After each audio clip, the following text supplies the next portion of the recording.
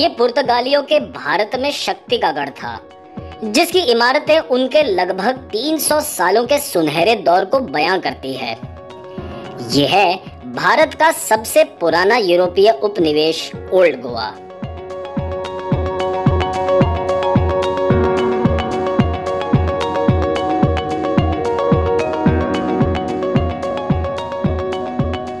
गोवा के वर्तमान राजधानी पंजिम से 13 किलोमीटर दूर ओल्ड गोवा का निर्माण 16वीं शताब्दी की शुरुआत में हुआ था। इसका इतिहास पुर्तगालियों के आगमन से भी पुराना है, जिसको उनके आने के 2 शताब्दियों बाद वीरान छोड़ा गया था। आइए आपको इससे जुड़े ऐतिहासिक पहलुओं से रूबरू कराते हैं।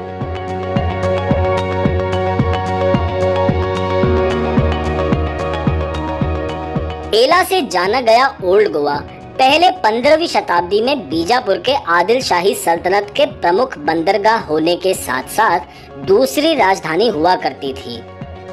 आदिल शाह के महल का ये मेहराब उनके यहाँ बिताए वक्त की इकलौती निशानी है।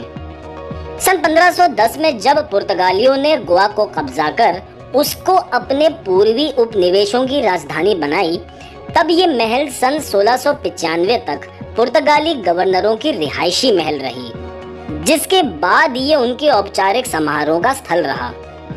जब पुर्तगाली पंजिम या नोवा गोवा में बसे, तब इस महल को न सिर्फ ध्वस्त किया गया, बल्कि पंजिम में कई घरों के निर्माण के लिए इसके पुर्जों और सामग्रियों का भी इस्तेमाल हुआ।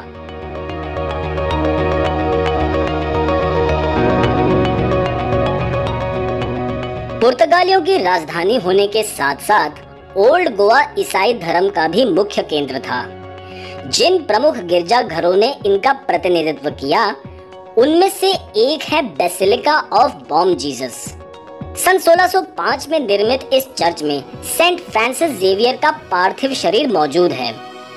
पूरब के संत से प्रख्यात सेंट फ्रांसिस भारत के पहले जेसुइट संत थे, जिन्होंने कई एशियाई देशों में ईसाई धर्म का प्रचार किया। इसी दौरान सन 1552 को चीन में उनकी मौत हुई, जिसके बाद उनका पार्थिव शरीर वापस गोवा लाकर बेसिलिका ऑफ बॉम जीसस में दफनाया गया था। माना जाता है कि उनका शरीर अभी भी उसी स्थिति में है जिसमें उनको दफनाया गया था।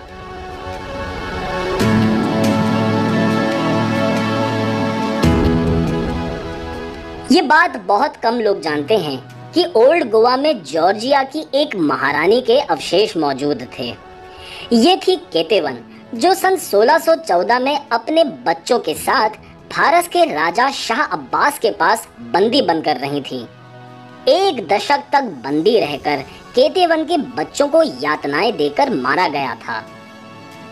उसके बाद जब केतेवन को धर्मांतरण करके शाह अब्बास के हरम में दाखिल होने का न्योता मिला, तब उन्होंने इस बात को ठुकराया, जिसके कारण उनको भी मौत के घाट उतारा गया था। फिर उनको पूर्वी जॉर्जिया के अवलेरेट धर्मशाला में दफनाया। इससे उनको एक शहीद और संत की पदवी मिली। जब 18वीं शताब्दी में जॉर्जिया पर फारसियों के हमले होते गए, तब ऑगस्टीन समुदाय के कुछ पादरियों ने केतेवन के अवशेषों को गोवा लाकर सेंट ऑगस्टीन चर्च में दफनाया। 3 शताब्दियों के बाद सन 1970 से लेकर सन 2013 तक ओल्ड गोवा के भुलाए गए अतीत के पुनरुत्थान करने की फिराक में केतेवन के अवशेष न सिर्फ खोजे गए, बल्कि इनको सन 2021 में भारत सरकार ने जॉर्जियन सरकार को लौटाया।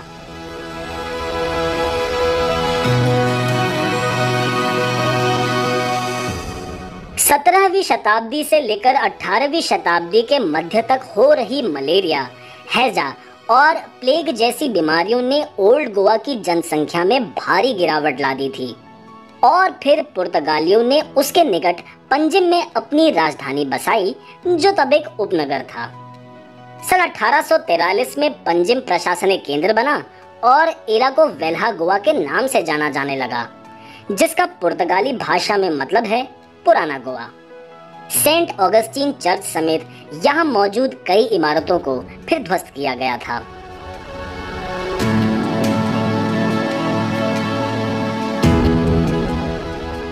ओल्ड गोवा का नाम सबसे पहले सन 1960 के दशक में तब पड़ा जब ये एक कोंकणी धार्मिक मासिक मैगजीन के पते के तौर पर लिखा गया था और यहीं से ओल्ड गोवा के नाम का प्रचलन शुरू हुआ।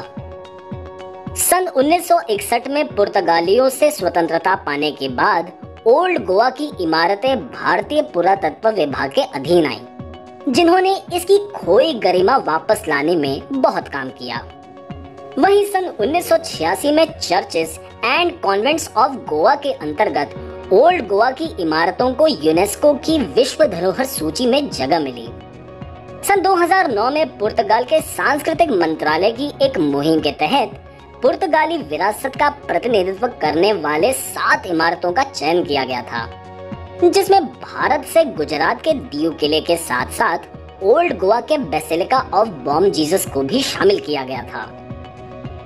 इनका चुनाव इनकी खूबसूरती, सांस्कृतिक और ऐतिहासिक महत्वता के बोते पर हुआ। आज ओल्ड गोवा भारत और विदेश से आए सैलानियों को बीते अतीत की एक खूबसूरत दुनिया से रूबरू कराता है।